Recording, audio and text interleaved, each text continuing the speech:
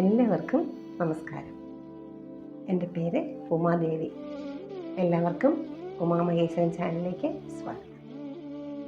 ഹരേ ഗുരുവായൂരപ്പ, നാരായണ അഖില ഗുരു ഭഗവൻ നമസ്തേ. ഇന്ന് ഞാൻ ഹരിനാമ കീർത്തനത്തിലെ 42 ശ്ലോകവും അതിൻ്റെ അർത്ഥവുമാണ് പറയുന്നത്. ദംഭാതിദോഷമുടനെട്ടും കളഞ്ഞു കൃതി മുമ്പേ നിജാസന മുറച്ചേക നാടിയുടെ കമ്പം കളഞ്ഞു നിലയാറും കടപ്പതിന് തുമ്പങ്ങൾ തീർക്ക ഹരി നാരായണായ നമഃ. ഇവിടെ ഡംഭാതിദോഷ ഉടനെട്ടും, ഈ എട്ടെന്ന് പറയുന്ന കാര്യത്തെക്കുറിച്ച് എന്താണ്? അഷ്ടരാഗങ്ങളാണ്. അവയെക്കുറിച്ചാണ് പറയുന്നത്. അതൊക്കെ ഏതൊക്കെയാണ്? മതം, മാത്സര്യം, രാഗം, ദ്വേഷം, കാമം, ക്രോധം, ലോഭം, മോഹം എന്നീ അഷ്ടരാഗങ്ങളും അത് ഹൃദയത്തിൽ നിന്ന് കളഞ്ഞ് ഒഴിച്ചു മാറ്റി ശുദ്ധി വരുത്തി. അതായത് ശുദ്ധി വരുത്തുക എന്ന് വെച്ചാൽ നമ്മൾ നാമസങ്കീർത്തനങ്ങളും നാമജപങ്ങളും കഥകളും ഒക്കെ കേട്ട് നമ്മൾ ഈശ്വര ഭക്തിയാലും വ്രതങ്ങളൊക്കെ സ്വീകരിച്ച് നല്ല ശുദ്ധമായ മറ്റു വിചാരങ്ങളൊന്നുമില്ലാതെ സ്വന്തം കർമ്മങ്ങൾ കൃത്യമായി ചെയ്യുക.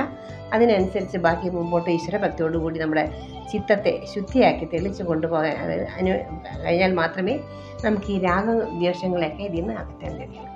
അപ്പോൾ ഹൃദയത്തിൽ നിന്ന് അതൊക്കെ ഒഴിച്ചു മാറ്റി ശുദ്ധി വരുത്തി ആദ്യമായി നിജാസന ഉറച്ച്. നിജാസന ഉറയ്ക്കുക എന്ന് പറഞ്ഞാൽ ഒരു ആസനങ്ങൾ ഒരുപാടുണ്ട്. നമ്മൾ ഈ യോഗാസനങ്ങൾ അതിൽ ഏതെങ്കിലും നമുക്ക് സാധിക്കുന്ന, ഇപ്പോൾ ചമ്രമുടി പത്മാസനം നമ്മളെല്ലാവരും ഇരിക്കുന്നില്ല. പത്മാസനം കുറേ ശീലിച്ചാൽ മാത്രമേ നമുക്ക് അങ്ങനെ ഇരിക്കാൻ പറ്റുള്ളൂ. അതിനുശേഷമാണ് അങ്ങനെ ഒരു ആസനം സ്ഥിരമായി നമുക്ക് ഒരു ബുദ്ധിമുട്ടും ഇല്ലാതെ നല്ല സ്ട്രെയിറ്റായിട്ട് നമ്മുടെ നട്ടലിനെ നിവർത്തി ഇരുത്താനുള്ള ഒരു ആസനം. അത് ഏത് രൂപത്തിലാണെങ്കിലും ഏത് രീതിയിലാണെങ്കിലും നമ്മുടെ സൗകര്യാർത്ഥം ഒരു ആസനം നമ്മൾ എന്ത് ചെയ്യണം? ഉറപ്പിക്കുക. അത് എളുപ്പമായുള്ള ഒരു ആസനമായിരിക്കണം. എന്നിട്ട് ഏകനാഡിയുടെ കമ്പം കളഞ്ഞ് പ്രാണായാമ പരിശീലനം കൊണ്ട് സുഷുമ്നാ നാഡിയെ ദൃഢപ്പെടുത്തുക എന്നുള്ളതാണ്. അതായത് സുഷുമ്നാ നാഡി നമ്മുടെ നട്ടലിൻ്റെ ഉള്ളിൽ ഒരു നൂല് പോലത്തെ ഉള്ള ഭാഗമാണ്. അതിനകത്ത് നട്ടലിനുള്ളിലുള്ള സുഷുമ്ന അത് ദൃഢപ്പെടുത്താനാണ് നമ്മൾ എന്ത് ചെയ്യണം? ഈ ആസനങ്ങൾ ചെയ്യുന്നത്. ആസനങ്ങൾ ഉറപ്പിക്കുക. അപ്പം നട്ടലിൽ നമ്മൾ സ്ട്രെയിറ്റായിട്ട് ഇരിക്കുമ്പോൾ ആ നട്ടലിന് എന്തുണ്ടാവും? പ്രാണായാമത്തിലൂടെ അത് ദൃഢപ്പെടും. അങ്ങനെയാണ് കുണ്ടലിനി ശക്തിയെ ഉയർത്താൻ പറ്റുള്ളൂ. ദൃഢപ്പെടുത്തി പ്രാണനെ അതിൽ പ്രവേശിപ്പിച്ച് നിലയാറും കടപ്പതിന്, നമ്മൾ മുമ്പ് പദ്യങ്ങളിൽ നിലയാറും വീണ്ടും പറയുകയാണ്. എന്താണ്? മൂലാധാരം, പിന്നെ ഇങ്ങനെ പറയുന്നുണ്ടോ? ഓരോ 6 എന്താണ്? 6 ഷഠാധാരങ്ങൾ, 6 ചക്രങ്ങൾ മനുഷ്യശരീരത്തിൽ ഈ പ്രാണായാമത്തിലൂടെ കുണ്ടലിനി ശക്തിയെ ഉണർത്തി ബ്രഹ്മരന്ധ്രത്തിൽ എത്തിക്കുന്ന ആ 6 ചക്രങ്ങളെയാണ് ഷഠാധാര ചക്രങ്ങളെന്ന് ഇവിടെ പറയുന്നത്. അത് കടത്തി ആജ്ഞാചക്രത്തിനുപരി എത്തിക്കുന്നതിന്, ആജ്ഞാചക്രം നമ്മുടെ ഞാൻ പറഞ്ഞില്ലേ, 2 കണ്ണിനും പിരിയത്തിനും നടുക്കായിട്ടൊരു ഭാഗമുണ്ട് ആജ്ഞാചക്രം. അവിടെ വരെ എത്തും. അതിന് ശേഷമാണ് എന്താണ്?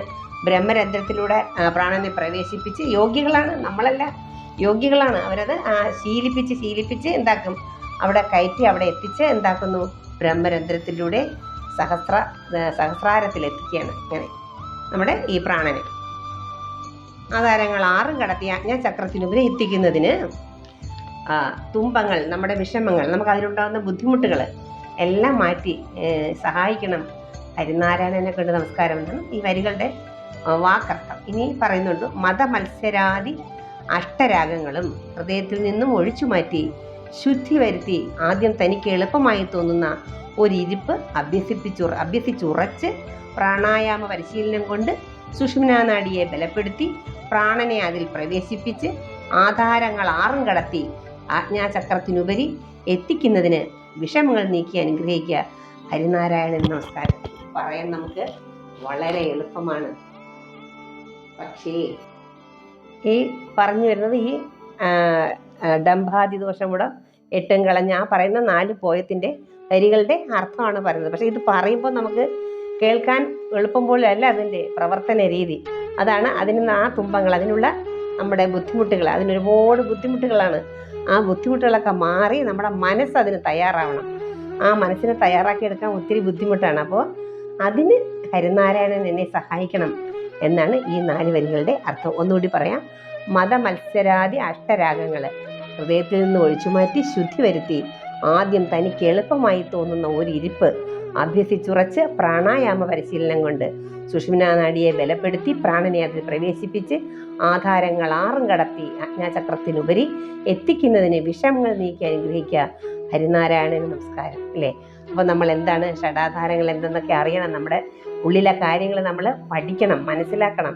അതാണ് പറഞ്ഞത്, ഗുരുവിൻ്റെ സഹായത്തോടുകൂടി ആ രീതിയിൽ നമുക്ക് ഇത് മനസ്സിലാക്കി. ഇത് ആചാര്യനെ അനുസരിച്ച് ആചാര്യൻ പറയുന്ന വിചാരങ്ങൾ ശ്രദ്ധിച്ച് മനസ്സിലാക്കിയിട്ട് നമ്മൾ ഷഡാധാര ചക്രങ്ങളിലൂടെ നമ്മൾ പ്രാണനെ ഉയർത്തി സഹസ്രാരത്തിൽ എത്തിച്ച് നമ്മൾ മോക്ഷഗതി അടയുന്നതാണ് ഇവിടെ പറയുന്നത്. പക്ഷെ ഇവിടെ ശുദ്ധ സാത്വിക ഭക്തിയെക്കുറിച്ച് പറയുന്നുണ്ട്. അത് നമ്മുടെ പ്രേമഭക്തി, ഭഗവാൻ നമുക്ക് തന്നിരിക്കുന്ന, നമുക്ക് ആർക്കൊക്കെയാണോ ഭഗവാനോട് അത്രയ്ക്കും സ്നേഹം, ഞാൻ ഭഗവാന്റെ പ്രാണനാണ്, അല്ലെങ്കിൽ ഭഗവാൻ എൻ്റെ പ്രാണനാഥനാണ് എന്ന് മനസ്സിലാക്കി ആ ഭഗവാനോട് അർപ്പിക്കുന്ന ആ ഒരു ദൃഢമായ ഒരു പ്രേമഭക്തിയുണ്ട്. അവിടെ സാത്വിക ഭക്തി എന്ന് പറയാം. അത് ഭഗവാന്റെ കൃഷ്ണൻ്റെ മഹാവിഷ്ണുവായ ശ്രീകൃഷ്ണ ഭഗവാന്റെ അനുഗ്രഹമുള്ളവർക്കും സിദ്ധിക്കുന്നുണ്ട്. കാരണം അതിന് എന്താണ് വേണ്ടത്? ശുദ്ധ സാത്വിക ഭക്തി ഹൃദയത്തിലുണ്ടാവണം. ഹൃദയത്തിനകത്ത് ഭക്തി ഉണ്ടാവണമെങ്കിൽ മതം, മത്സര്യം, രാഗം, ദ്വേഷം, പിന്നെ എന്തൊക്കെയോ കുറേ 8 രാഗങ്ങളുണ്ട് നമ്മുടെ ഇത് പറഞ്ഞ അഷ്ടരാഗങ്ങൾ. ഈ അഷ്ടരാഗങ്ങൾ മാറാൻ ഇത്തിരി ബുദ്ധിമുട്ട്. അതാണ് പറയുന്നത്, അതിനുള്ള തുമ്പങ്ങൾ നീക്കി ഹരിനാരായണ എന്നെ അനുഗ്രഹിക്കണമെന്ന് പറയുന്നതിൻ്റെ പ്രത്യേകത അതാണ്. ഈ അഷ്ടരാഗങ്ങൾ നമ്മുടെ മായയാൽ ഉണ്ടായിരിക്കുന്നതാണ്. ആ മായയെ അതിജീവിക്കാൻ ഒത്തിരി ബുദ്ധിമുട്ടാണ്. മായയെ അതിജീവിക്കുന്നുണ്ടെങ്കിൽ നമുക്ക് ഭക്തി, അങ്ങേയറ്റത്തെ ഭക്തി എന്ന് പറഞ്ഞാൽ അതൊരു പ്രത്യേകമാണ്. അതിൻ്റെ ഒരു അനുഭൂതി നമ്മൾ വിചാരിക്കുന്ന തലത്തിലല്ല, സാധാ തലത്തിലുള്ളതല്ലത്.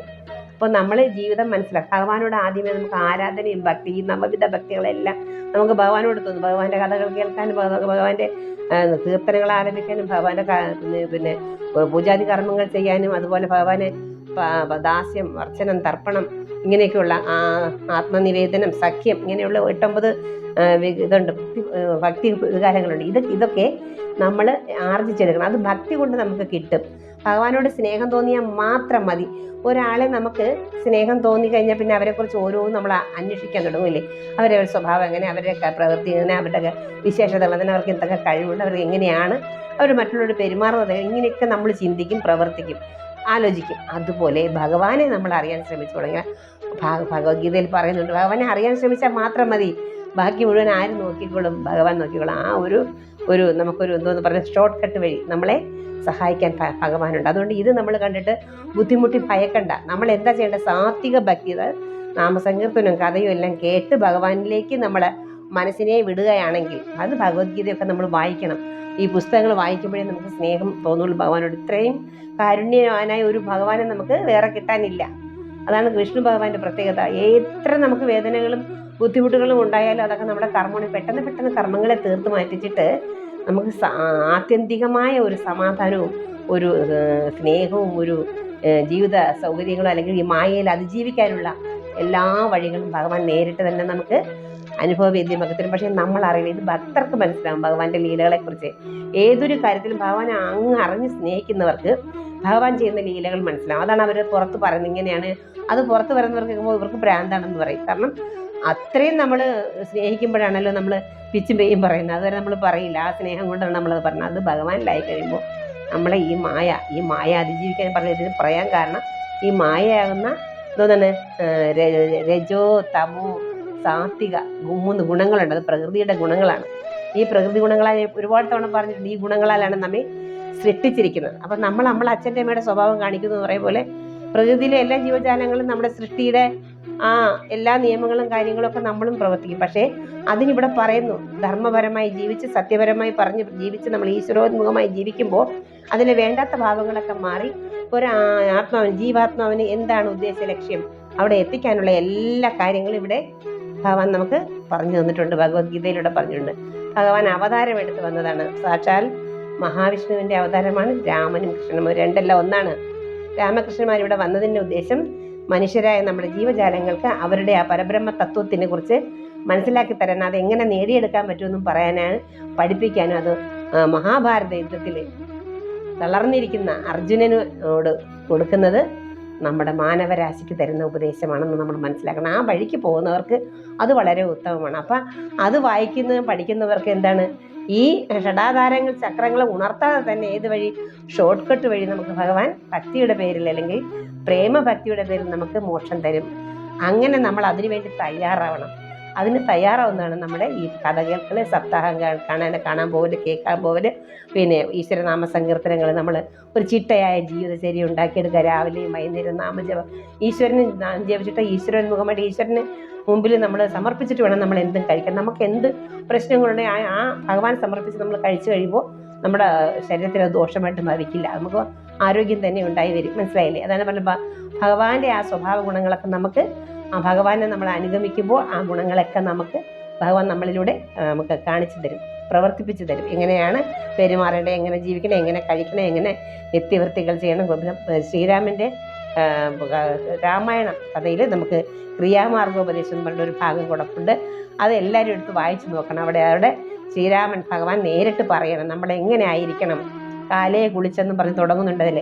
അതിരാവിലെ കുളിച്ച് വൃത്തിയായി നാമം ജപിച്ച് സൂര്യ നമസ്കാരമൊക്കെ ചെയ്ത് നമ്മൾ ശുദ്ധമായ സാത്വികമായ സ്വഭാവത്തിലൂടെ നമ്മൾ നീങ്ങാൻ ആദ്യം ഈശ്വരനെ വിചാരിച്ചു കഴിഞ്ഞാൽ നമ്മളെ നേർവഴിക്ക് എന്നെ നീ കൊണ്ടുപോയിടണം, നേർവരും സങ്കടം ഭസ്മമായണം. പണ്ടത്തെ ആ വരികൾ വളരെ അനർത്ഥമാണ്. കാരണം അത് നമ്മൾ ശ്രദ്ധിച്ചു നോക്കണം അല്ലേ? ദൈവമേ കൈതൊഴാൻ കേൾക്കുമാറാകണം, പാവമാം എന്നെ നീ കാക്കുമാറാകണം, എന്നുള്ളിൽ ഭക്തി ഉണ്ടാകുമാറാകണം, നിന്നെ ഞാൻ എപ്പോഴും കാണുമാറാകണം, നേർവഴിക്ക് എന്നെ നീ കൊണ്ടുപോയിടണം, നേർവരും സങ്കടം ഭസ്മമാക്കിയിടണം അല്ലേ? ഇങ്ങനെ ആ പ്രയർ പോകുന്നുണ്ട്. അത് എല്ലാവരും ഒരുപോലെ, എല്ലാവർക്കും അത് വളരെയധികം ഉപയോഗപ്രദമായ ഒരു പ്രയറാണ് അന്നത്തെ പണ്ടത്തെ പ്രയർ അല്ലേ? അപ്പം അതിലെല്ലാം പറയുന്നു. അതുകൊണ്ട് ശ്രീരാമദേവനും ശ്രീകൃഷ്ണ ഭഗവാനും രണ്ട് രാമായണമായാലും ഭാഗവതമായാലും ഒരു മനുഷ്യനെ, യഥാർത്ഥ മനുഷ്യനെ ഏത് ലെവലിൽ തുടങ്ങി എവിടെ ചെന്ന് നിന്ന് എവിടെ അവസാനിച്ച് അവൻ്റെ ജന്മം എങ്ങനെ മുക്തിയിൽ എത്തിക്കണമെന്നുള്ള മനസ്സിലാക്കാനുള്ള രണ്ട് നമ്മുടെ വേദപുസ്തകങ്ങളാണ് ഇതിഹാസം, രാമായണവും മഹാഭാരതവും പിന്നെ ഭഗവത്ഗീത, ഭാഗവതം. ഇപ്പം അത് പറഞ്ഞു, ഭഗവത്ഗീത ഭഗവാൻ ഉപദേശിക്കുന്നത്, ഭാഗവതം ഭഗവാനെ കുറിച്ചുള്ളതാണ്. ഭഗവാന്റെ ജനനം മുതൽ ഭഗവാന്റെ ഈ ലോകത്തുണ്ടായിട്ടുള്ള എന്തെല്ലാം ഭഗവാൻ ചെയ്തിട്ടുണ്ടോ അതെല്ലാം ഒരു മനുഷ്യനെ എങ്ങനെ എളുപ്പ വഴി ചെയ്യാമെന്നുള്ള രീതിയിൽ ഭഗവാൻ നമുക്ക് എല്ലാവർക്കും അതിൻ്റെ ഉപദേശം തന്നിട്ടുണ്ട് ഭഗവത്ഗീതയിലൂടെ. അപ്പോൾ അതുകൊണ്ട് പറഞ്ഞത് ഇവിടെ നമ്മൾ അക്ഷരങ്ങൾ മാറി നമുക്ക് ഈശ്വരനിലേക്ക് പോകണമെങ്കിൽ ഇച്ചിരി ബുദ്ധിമുട്ടാണേ. ആ ബുദ്ധിമുട്ട് മാറണമെങ്കിൽ നമുക്ക് ഈശ്വരൻ്റെ നാമസങ്കീർത്തനത്തിലല്ലാതെ, അല്ലെങ്കിൽ നമ്മളുടെ പ്രേമഭക്തി നിഷ്കളങ്കമായി, പ്രേമം എന്ന് പറയുന്നത് നിഷ്കളങ്കതയാണ് അവിടെ ഉദ്ദേശിക്കുന്നത്. ഒരാളെ ആത്മാർത്ഥമായിട്ട് അങ്ങ് വിശ്വസിക്കുകയാണ്. അയാൾ കൊന്നാലും തിന്നാലും എൻ്റെ പ്രാണനാണ്, എൻ്റെ പ്രാണൻ എന്ന് പറഞ്ഞ് അങ്ങ് സ്നേഹിക്കുകയാണ്. അതാണ് ഈശ്വരൻ പറയുന്നത്. ആ നിഷ്കളങ്കമായ ഒരു പ്രേമഭക്തി നമ്മൾക്ക് ഈശ്വരനോട് ഉണ്ടാവുകയാണെങ്കിൽ നമുക്ക് ഇങ്ങനെയുള്ള ഈ പടിയാർന്ന്, നമുക്ക് ഈ പടിയാർന്ന് ഉദ്ദേശിക്കുന്ന ഷടാധാര ചക്രങ്ങളെയാണ്. ഇത് യോഗികൾ ഷടാധാര ചക്രങ്ങളെ ഉണർത്തി അതിലൂടെ പ്രാണനെ പറഞ്ഞ സുഷ്മിന നാഡിയിലൂടെ 3 ഭാഗങ്ങളുണ്ട്. ബ്രഹ്മഗ്രന്ഥി, രുദ്രഗ്രന്ഥി, വിഷ്ണു ഗ്രന്ഥി. ഈ 3 ഗ്രന്ഥികളിലൂടെയും കടത്തി അത് എല്ലാ ഭാവങ്ങളും കടന്ന് സാത്വിക ഗുണം നമ്മൾ ഉണ്ടാക്കുന്നു എന്ന് പറയുന്നില്ലേ? അവസാനം നമുക്ക് ആ സഹസ്രാരത്തിൽ എത്തണമെങ്കിൽ സാത്വികവും പോകണം. സാത്വികം എന്ന് പറഞ്ഞാൽ അത്ര പ്യുവർ വൈറ്റാണ്, അതിലൂടെ ഒന്നുമില്ലെന്ന് പരിശുദ്ധമായ വെള്ള, അതാണ് സാത്വികത്തിൻ്റെ ലക്ഷണം. ഇവിടെ പറയുന്നുണ്ട് നമ്മൾ 9ാമത്തെ പദ്യത്തിൽ, പച്ചക്കിളിപ്പവിഴ പാൽവർണ്ണം ഒത്ത പര ഇച്ഛിപ്പവർക്ക്. ഇത് ആരാണോ ഈ കാര്യം ചെയ്യാൻ ആഗ്രഹിക്കുന്നത്, അല്ലെങ്കിൽ ഇതിൽ ആത്മസാക്ഷാത്കാരം ആഗ്രഹിക്കുന്നവർ, അവർക്ക് പറഞ്ഞു തരെയാണ്. അവർ ഈ പ്രവൃത്തികൾ ചെയ്യുമ്പോൾ അവർ ഈശ്വരോന്മുഖമായി അവർ ഇപ്പം ഈ പറഞ്ഞതുപോലെ എല്ലാ രാഗങ്ങളും ചിത്തശുദ്ധി ആദ്യം വരുത്തണം. ചിത്തശുദ്ധി വരുത്താതെ ഇവിടെ യാതൊന്നും നടക്കില്ല. അത് നമ്മൾ ആദ്യം മനസ്സിലാക്കണം. അതിനാണ് ഇവിടെ അഷ്ടരാഗങ്ങളെക്കുറിച്ച് ഈ പദ്യത്തിൽ പറയുന്നത്. ഡംഭാദി ദോഷനുടനെട്ടും ഇല്ലേ? ദംഭാദി ദോഷം ഉടനെട്ടും കളഞ്ഞ് ഹൃദയത്തിൽ ഈ യാതൊരുവിധ വികാരഭേദങ്ങളും ഇല്ലാതെ ഒരൊറ്റ തരത്തിലും ഈ അഷ്ടരാഗങ്ങളുണ്ട്. അഷ്ടരാഗങ്ങൾ ഒന്നുകൂടി ഞാൻ പറഞ്ഞു തരാം. ഈ 8 രാഗങ്ങൾ ഏതാണ്? രാഗം, ദ്വേഷം, കാമം, മതം, മത്സര്യം, ക്രോധം, ലോഭം, മോഹം എന്നീ അഷ്ടരാഗങ്ങൾ നമ്മൾക്ക് ഹൃദയത്തിൽ നിന്ന് ഒഴിവാക്കിയാൽ മാത്രമേ ഇങ്ങനെ ഒരു കാര്യത്തിന് നമുക്ക് ശ്രമിക്കാൻ പറ്റുകയുള്ളൂ. അതിനുള്ള മാർഗം ചുമ്മാ ഇത് പറഞ്ഞാലൊന്നും മാറത്തില്ല. അഷ്ടരാഗങ്ങൾ എനിക്ക് കാമമില്ല, ക്രോധം ഇല്ലെന്നൊക്കെ പറഞ്ഞാൽ മാത്രം പോരാ. നമ്മുടെ മനസ്സിൽ, നമ്മുടെ ഉള്ളിൽ അത് നമ്മൾ എന്താക്കി എടുക്കണം. ഇതിനെയൊക്കെ മനസ്സിലാക്കി പ്രകൃതി മായയാണ് എന്ന് മനസ്സിലാക്കാൻ ഇതിനൊക്കെ എളുപ്പം ഭഗവാനെ മനസ്സാലെ നമ്മൾ സ്വീകരിക്കലാണ്. നമ്മുടെ ഈ ഭഗവാൻ കൃഷ്ണനെ നമ്മൾ പിടിക്കാമെങ്കിൽ നമ്മുടെ സർവത്ര ബുദ്ധിമുട്ടുകൾ നമുക്ക് മാറിത്തരാം. അങ്ങനെയുള്ളവർക്ക് മാത്രമേ ഇതിൽ എന്തെങ്കിലും ഒരു കാര്യം മനസ്സിലാക്കാനും പറ്റൂ, അതിൽ കൂടെയുള്ള ആത്മസാക്ഷാത്കാരം നേടാനും കഴിയുമെന്നാണ് ഇവിടെ ആചാര്യൻ പ്രത്യേകിച്ച് പറയും. ഇവിടെ പറയുന്നത് അപ്പം അടുത്ത പറയാണ്, ഈ ആധാരങ്ങൾ 6 കടക്കണമെങ്കിൽ വളരെ ബുദ്ധിമുട്ടാണ്. അതിനുള്ള സാധനക്രമത്തെക്കുറിച്ച് ഇവിടെ പറയാൻ അടുത്തത് കേട്ടോ. അത് നമുക്ക് അതിനെക്കുറിച്ച് നോക്കാം. അതായത് ആത്മസാക്ഷാത്കാരം കൊതിക്കുന്നയാൾ ആദ്യമായി നേടേണ്ടത് ചിത്തശുദ്ധിയാണ്. ഞാൻ ഇപ്പം പറഞ്ഞ പോലെ 8 രാഗങ്ങൾ മാറിയാലേ ചിത്തശുദ്ധി ഉണ്ടാവുള്ളൂ. ആരോടും ഒരു വെറുപ്പ് വൈരാഗ്യം നമുക്ക് തോന്നാൻ പാടില്ല. എന്താണ് ഇത് മനസ്സിലാക്കണം, ഈശ്വരനാണ് എല്ലാവരിലും ഉള്ളിലിരിക്കുന്നത്. അതിനെ മറയ്ക്കാനായിട്ട് മായ പുറമേ കിടന്ന് ഈ 3 ഗുണങ്ങളാലെ മനുഷ്യനായിട്ട് വട്ടം കറക്കുകയാണ്. അതിന് നമുക്ക് നാമജപത്തിലൂടെ മാത്രമേ നമുക്കത് ഹൃദയത്തെ സാക്ഷാത്കരിക്കാൻ പറ്റുള്ളൂ. അങ്ങനെ നാമജപം കൊണ്ട് നമ്മൾ ഹൃദയശുദ്ധി വരുന്നതിന് ശേഷം മാത്രമാണ് ഇത് നമുക്ക് ആത്മസാക്ഷാത്കാരത്തിനായിട്ട് ഇറങ്ങാൻ പറ്റുകയുള്ളൂ. അപ്പോൾ ഹൃദയത്തിൽ നിന്ന് അക്ഷരാങ്ങളെ ഒഴിച്ചു മാറ്റണം. പക്ഷെ ബാധയെ ഒഴിപ്പിക്കുന്ന പോലെ തന്നെ ഒഴിച്ചു മാറ്റണം. അതിന് നമ്മളെപ്പോഴും നാമസങ്കീർത്തനം ചെയ്തുകൊണ്ട് തന്നെ നമ്മുടെ മനസ്സിനകത്ത് മറ്റ് വികാരങ്ങൾ, മറ്റുള്ളവരുടെ കാര്യങ്ങളെ കുറിച്ച് ചിന്തിക്കണം, അവരെ അന്വേഷിക്കണം, അവരെ അവിടെ എന്ത് ചെയ്യുന്നു, അവരെ അങ്ങനെ ദ്രോഹിക്കുക, അവരെ ഇങ്ങനെ ദ്രോഹിക്കുക, അവരത് പിടിച്ചു പറിക്കുക. ഇല്ല, എനിക്ക് പറഞ്ഞിട്ടുള്ളതെല്ലാം ദൈവം എനിക്ക് തരും. അവിടെ യാതൊരു സംശയമില്ല. ആദ്യം സംശയം മാറ്റുക, ഉറയ്ക്കുക, വിശ്വസിക്കല്ല ഉറപ്പിക്കലാണ്. പിന്നെ അങ്ങോട്ട് ചിന്തിക്കുക. ഇപ്പം നമ്മൾ ചിന്തിക്കുന്നു ഭഗവാൻ എന്ത് വന്നാലും നമ്മളെ ഭഗവാൻ നോക്കിക്കോളും. ആ ഉറച്ച ചിന്ത വന്നു കഴിഞ്ഞാൽ പിന്നെ തീർന്നു. നമുക്ക് പിന്നെ ഒന്നും പേടിക്കേണ്ട.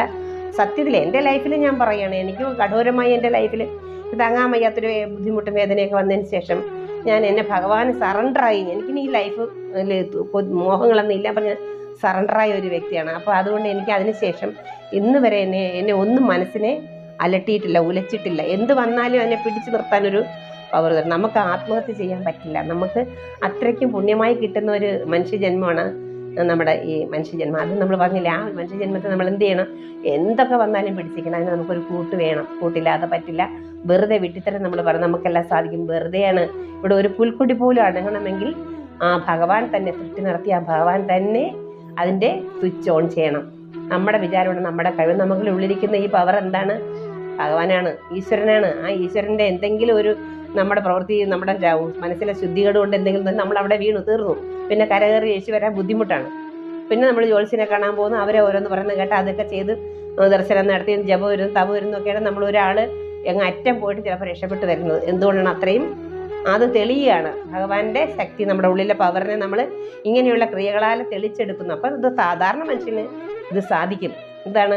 ഈശ്വരനാമം മറ്റുള്ളവരെ കുറിച്ച് യാതൊരു വിധത്തിലുള്ള അന്വേഷണങ്ങളും പ്രശ്നങ്ങൾക്കൊന്നും പോവാതെ സ്വകർമ്മങ്ങൾ കൃത്യമായിട്ട് ചെയ്യാൻ. ഏത് കർമ്മം ചെയ്യണം അത് സൂക്ഷ്മതയോടെ ചെയ്യണം. അപ്പം നമ്മൾ അതിൽ ശ്രദ്ധിക്കുമ്പോൾ തന്നെ ഒരു ധ്യാന മാർഗമാണ്. നമ്മൾ അതിൽ തന്നെ ശ്രദ്ധിക്കണം. അപ്പം നമുക്ക് ആ ശ്രദ്ധിക്കാനുള്ള ഒരു എന്ത് കിട്ടുന്നു?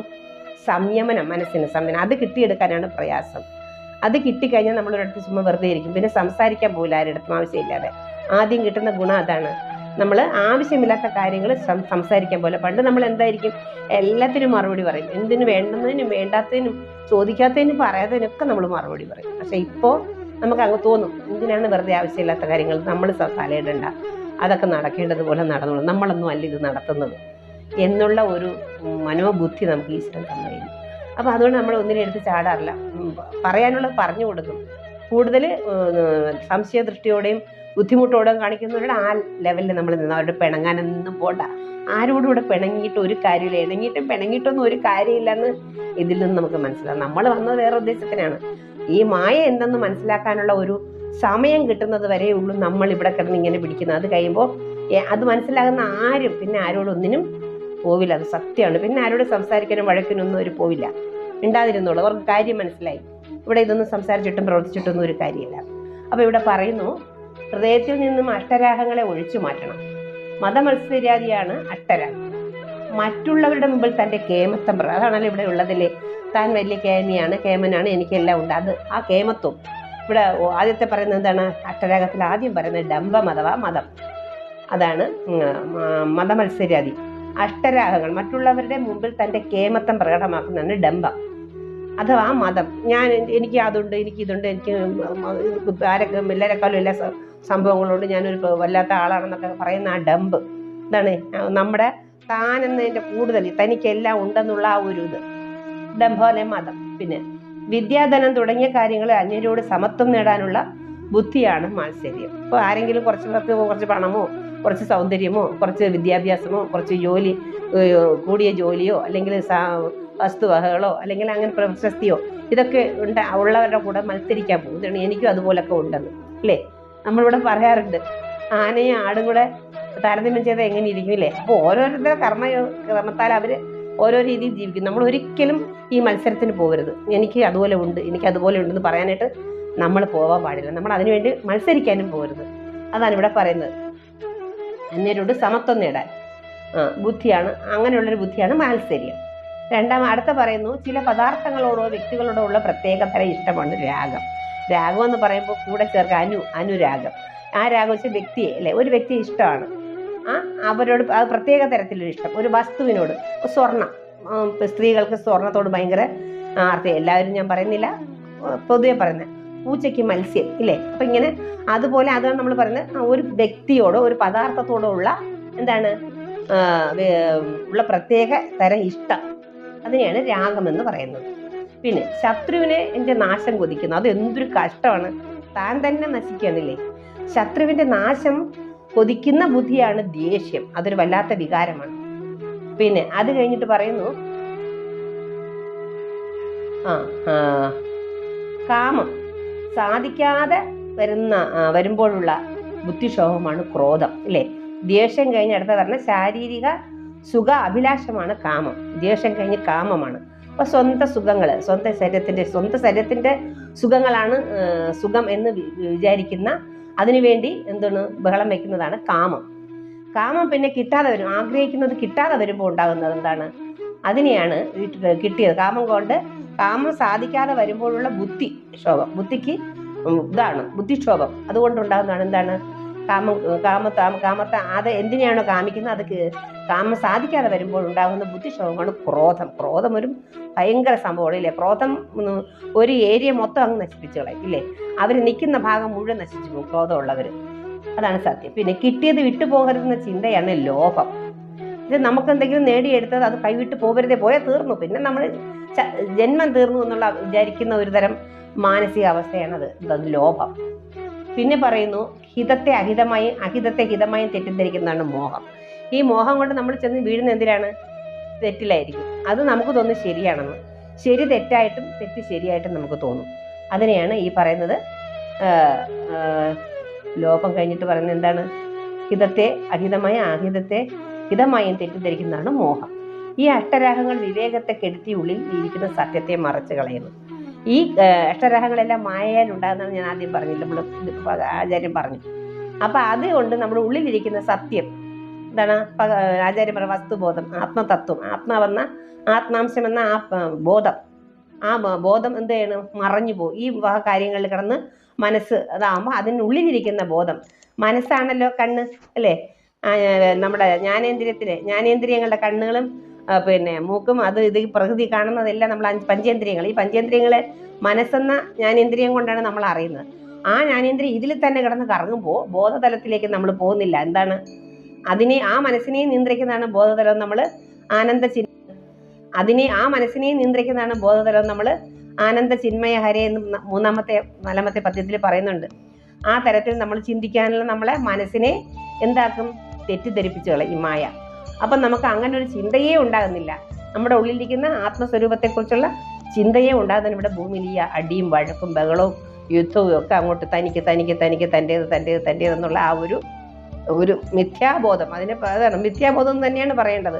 ആ അറിവില്ലായ്മ, ഇതെല്ലാം സത്യമല്ല എന്ന് മനസ്സിലാക്കാനുള്ള ഒരു അറിവില്ലായ്മ. അതുകൊണ്ട് ഈ അഷ്ടരാഗങ്ങളെ അകറ്റി ചിത്തം ശുദ്ധീകരിക്കുകയാണ്. ഇത്രയും ദോഷമാണ്. ചിത്തം ശുദ്ധീകരിക്കുന്നതോടെ ഒപ്പം അന്തർമുഖത നേടി ധ്യാനയോഗം അഭ്യസിക്കണം.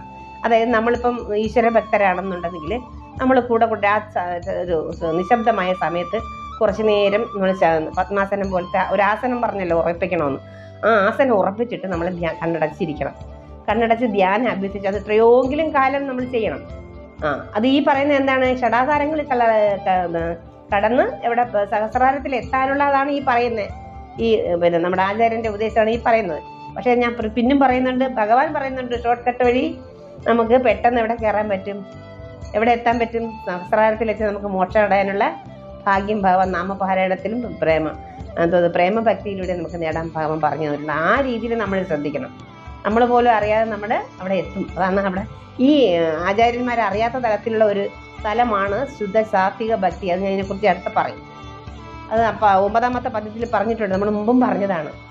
അങ്ങനെ അഭ്യസിക്കണേ. അതിന് ആദ്യം ശരീരത്തിൻ്റെ മനസ്സിൻ്റെ നിശ്ചലതയ്ക്ക് വേണ്ടി യോഗശാസ്ത്ര പ്രസിദ്ധങ്ങളായ ആസനങ്ങൾ തനിക്ക് ഇഷ്ടപ്പെട്ട ഒന്ന് പരിശീലിപ്പിച്ച് ഉറയ്ക്കണം. ആസനം ഒന്ന് ഉറപ്പിക്കണം. എങ്ങനെയാണ് ഇരുന്നാൽ നമുക്ക് സ്വതന്ത്രമായി നിവർന്ന് എത്ര നേരം ഇരിക്കാൻ പറ്റും, അല്ലെങ്കിൽ കുറച്ച് നേരം ഇരിക്കാൻ പറ്റുന്ന ആ ആസനം കുറേ നാൾ ഇരിക്കണം. ഇങ്ങനെ കണ്ണടച്ച് ധ്യാനിച്ച് ഇരുന്ന് നോക്കണം. അങ്ങനെ ഇരുന്ന് ഉറപ്പിക്കണം.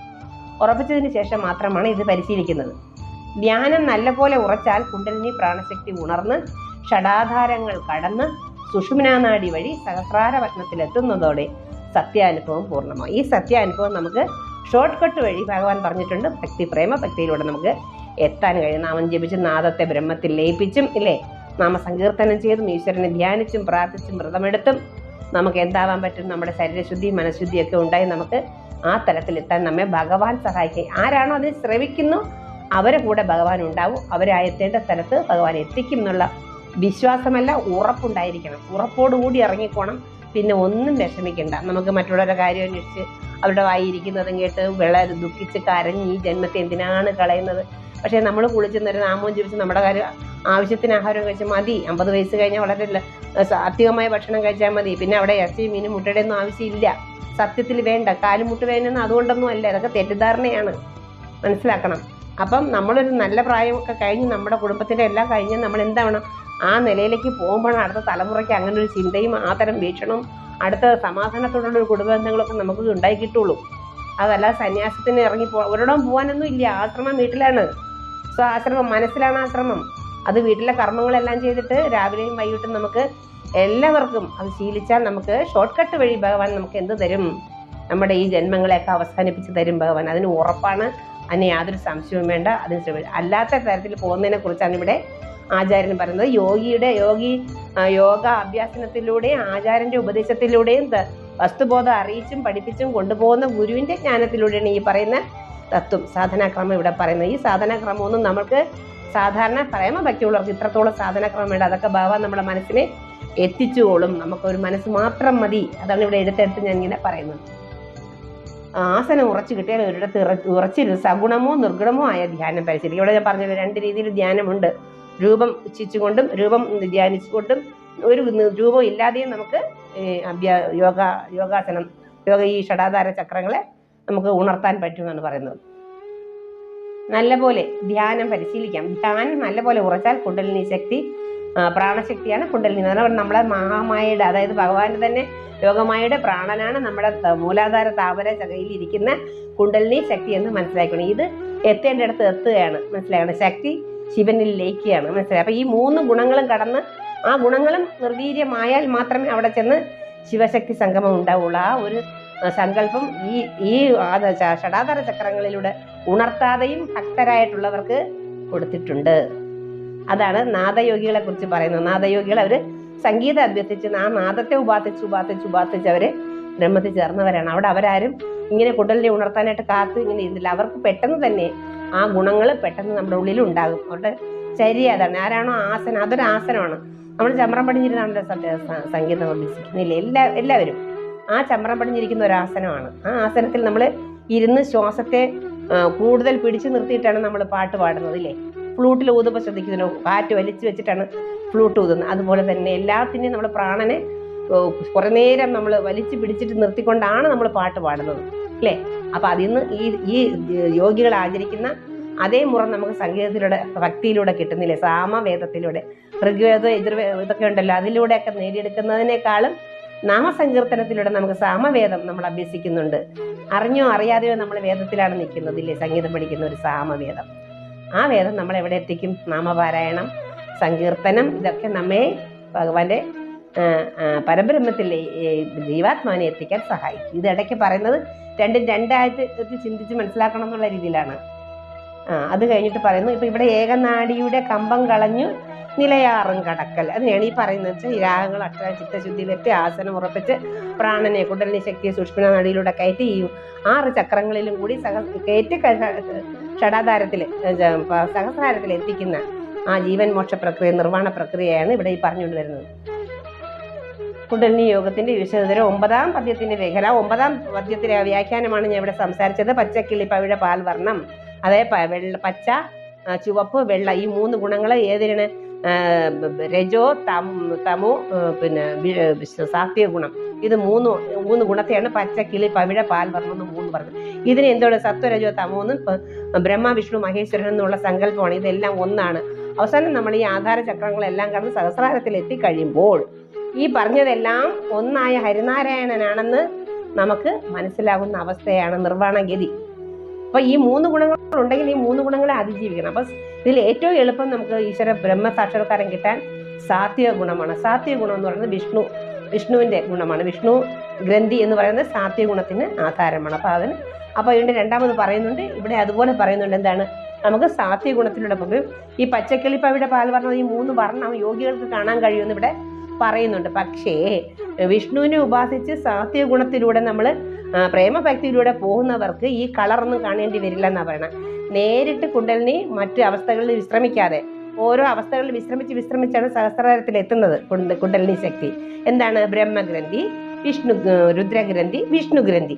അപ്പോൾ ഇവിടെ പെട്ടെന്ന് ഇത് നമ്മുടെ കുണ്ടലിനി ശക്തി ഈ സാത്വിക നിർവ്വാണം പ്രാപിക്കാൻ കഴിയുമെന്ന് ഇവിടെ പറയുന്നു. അപ്പോൾ നമുക്ക് എല്ലാവർക്കും നമ്മളെപ്പോലുള്ളവർക്ക് ഭക്തി കൊണ്ടുപോകാനേ പറ്റുള്ളൂ. നമുക്ക് ഈ ആധാര ചക്രങ്ങളും ഷടാധാരങ്ങളും ഉണർത്താനുള്ള കഴിവൊന്നും നമുക്കില്ല. അപ്പം നമുക്ക് സ്നേഹമുള്ള, പ്രേമമുള്ള ആ ഭക്തി, ആ ഗുരുവായൂരപ്പൻ്റെ സ്നേഹം നമ്മൾ അങ്ങ് ആഗ്രഹിക്കുക, ഭഗവാനെ അങ്ങ് ചേർക്കുക. നമ്മുടെ പ്രാണന്റെ നാഥനാണ്. അതിനുശേഷമേ ഭൂമിയിൽ മായയായി നാഥന്മാർ വരുന്നുള്ളൂ. നമ്മുടെ എല്ലാ പ്രാണന്റെ പൊരുളും നാഥനുമായ സാക്ഷാൽ ഗുരുവായൂരപ്പൻ്റെ എല്ലാ അനുഗ്രഹങ്ങളും നമുക്ക് എല്ലാവർക്കും ഒരുപോലെ ഉണ്ടാകുമാറാകട്ടെ എന്ന് പ്രാർത്ഥിച്ചുകൊണ്ട് ഇന്നത്തെ സത്സംഗം നിർത്തുന്നു. നന്ദി, നമസ്കാരം. അടുത്ത ശ്ലോകവുമായി ഞാൻ അടുത്ത ആഴ്ച വരുന്നതാണ്. വീണ്ടും നന്ദി, നമസ്കാരം. ഹരേ ഗുരുവായൂരപ്പ നാരായണ അഖില ഗുരു ഭഗവൻ നമസ്തേ. നാരായണായ നമ, നാരായണായ നമ, നാരായണായ നമ, നാരായണ നാരായണ സകല സന്താപനാശന ജഗന്നാഥ വിഷ്ണു ഹരി നാരായണായ നമ. ദംഭാദിദോഷമുട കെട്ടും കളഞ്ഞു ഹൃദി മുമ്പേ നിജാസനം ഉറച്ചേകനാടിയുടെ കമ്പം കളഞ്ഞു നിലയാറും കടപ്പതിന് തുമ്പങ്ങൾ തീർക്ക ഹരി നാരായണായ നമ. നാരായണായ നമ, നാരായണായ നമ, നാരായണായ നമ, നാരായണ നാരായണ സകല സന്താപനാശന ജഗന്നാഥ വിഷ്ണു ഹരി നാരായണായ നമ.